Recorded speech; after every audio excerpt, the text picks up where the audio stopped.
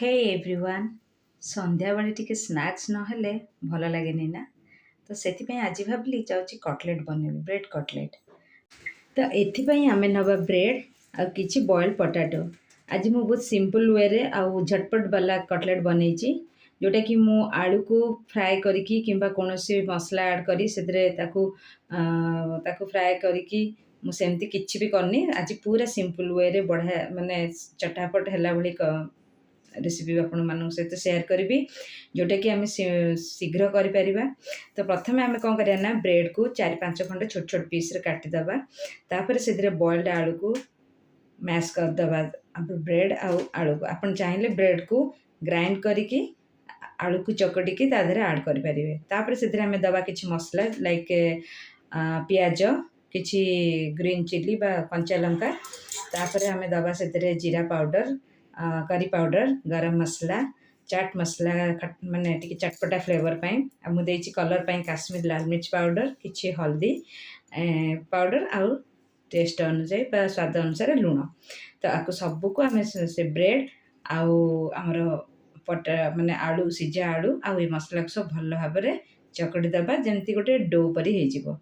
ये देखिपे ये बढ़िया से बनीज एकदम पूरा माने किसी झंझट नहीं फटाफट होवाला रेसिपी आ बहुत शीघ्र आप चाहिए पिला कहीकि फटाफट दे पारे ना। से कढ़ई बसैबार अच्छी ना तेल पकार अच्छी ना आलू मसला मसली सब रेडी करार अच्छी किसी भी करार नहीं खाली साधा सीधा आप माने एमती सब मसला ऐड कर डायरेक्ट करदे तापर ताकू आपण इच्छा अनुसार सेप देदेवे। मुझे टिके लंबा वाला माने लंबालिया करी सेप देछि आप चाहिए टिका बरी गोल बा आउ अन्य सेप भी दे पारे।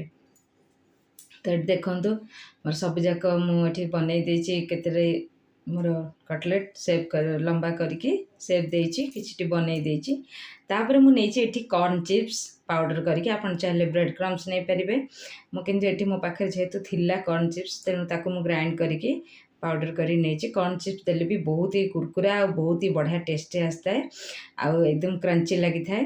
तापर मुझे गोटे स्लरी बनई मैदार गोटे चम्मच बा 1.5 चम्मच मैदा नहीं से पानी अल्प देकी से माने आमर स्लरी जमती ना मोटा हब ना पतला हब तो से भली कंसिस्टेंसी रे स्लरी टी को बनइबे। तापर आम से जो बनई कटलेट को आम प्रथम ब्रेड क्रम रे सॉरी आमर जो स्लरी रे डिप करदे तापर ब्रेड से जो आमर कॉर्न चिप्स नहीं से आम कोट करवा।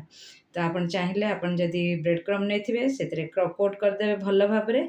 मुझे कॉर्न चिप्स नहीं देखो केते बढ़िया से कोट होची किछि भी झड़बनी बढ़िया से लगिकी चिपकिकी रही भरी भरिकी पूरा हाथ में सेप माने ताकू भल से कोट करके देवे जहाँफल कटलेट खाया को बहुत ही टेस्टी और क्रंची लगे। तापर आम कड़ई बसई दबा से देदेबा तेल दे सारा पर ए कटलेट गुड़ी को आम फ्राए करवा। तो देखो ये मुझे कड़ई बसई तेल पकई देछि ताधरे मुझे फ्राए करने ऐड कर देछि। तो देखो ये बेसी समय लगे अति बेसी 5 मिनट भितर एटा बढ़िया से फ्राए हो तापर एटा टिके गोल्डन ब्राउन हैला भली हो गले ताको आपण काढ़ीदेवे। तो देखो ये मोर हो गलानी फटाफट वाला रेसिपी शीघ्र हो पिला माने जदि जिद्दी करेंगे ना आपण मैंने एमती करके देवे देखिए सांगे सांगे से खुशी हो मन खुशी रे खाइबा सहित निश्चय यही कमेंट्स टी देवे बाह मामा बाह बढ़िया लगुच आउ ये छोट नुह बड़ मैंने भी खाईपारे समस्ते यहाँ एंजॉय करेंगे।